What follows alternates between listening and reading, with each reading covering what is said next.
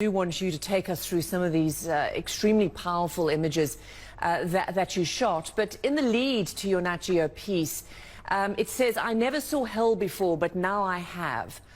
What was it like? Just paint a picture for us. I mean, it's interesting because the capital of Tigray, Mekelle, is so deceptively calm, and it's sort of life goes on there, and there are cafes open and hotels open, but the minute you get out of the capital, the roads are pretty barren. There are checkpoints everywhere. Some are manned by Ethiopian troops, some are manned by Eritrean troops. It's very hard to get anywhere. A lot of the roads are closed. So, for example, I tried to go north and I could not make it past the third checkpoint. The road south was also closed because there was fighting toward the south. So I was able to go west. So it's really just a matter of trial and error and trying to get access to as many different places as you can as a journalist. And let's just talk through some of these images. The first one is almost like a pieta. A father is holding his 15-year-old daughter who was shot in the face. Just take us through that image and also some of the others which all seem to focus, as much of your work does, on women and girls.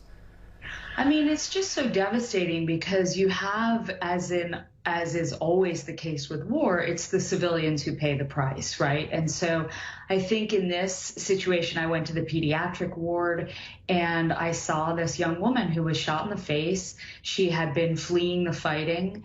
And the real tragedy is that it took her days to get to a hospital because, you know, once someone is injured, it's not like they can just jump in an ambulance and go to the hospital. Often they're not let through checkpoints. The roads are closed. There is no ambulance. They have to try to pay for a minibus. Many people don't have any money.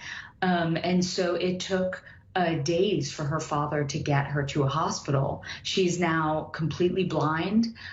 She was given one surgery. That's when I saw her. It was sort of right after the surgery. So she will survive, but she's blind and she was in horrible pain. And her father looked exhausted and devastated and has literally been sleeping in bed with her and on the floor next to her for weeks. There's another image that's very powerful where a woman who was raped is covered in a shroud as if she wasn't alive. And that disconnect between being alive and dead and then having to live with, say, a rape is very powerful as well. Take us through that image. Well, one thing that I saw and witnessed, you know, with many of the women I spoke to is the fact that rape is pretty rampant. And there are, you know, hundreds of women who are being raped as a weapon of war. This particular woman, Shawit, her children were made to watch. She was gang raped repeatedly. She's HIV positive. She said to the soldiers, "Please, I'm sick, I'm HIV positive." She actually showed them her medication and, you know, at least use protection. And they did not. They just ignored her. And, you know, I think this is something that is going on. The shame, of course, that comes with being raped is something that these women have to carry. You know, I'm always very protective of the people I photograph, and so are the people around them, the counselors that accompany them to these interviews. And, you know, we have to try to find a way to tell their stories in a way that's effective, but to conceal their identities so there's no retaliation either from family members or from other villagers.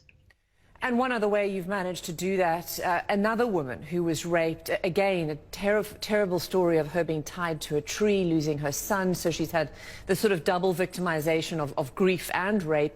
And you just have this extreme close-up in profile. And again, just the edges, the landscape of her face is just so powerful.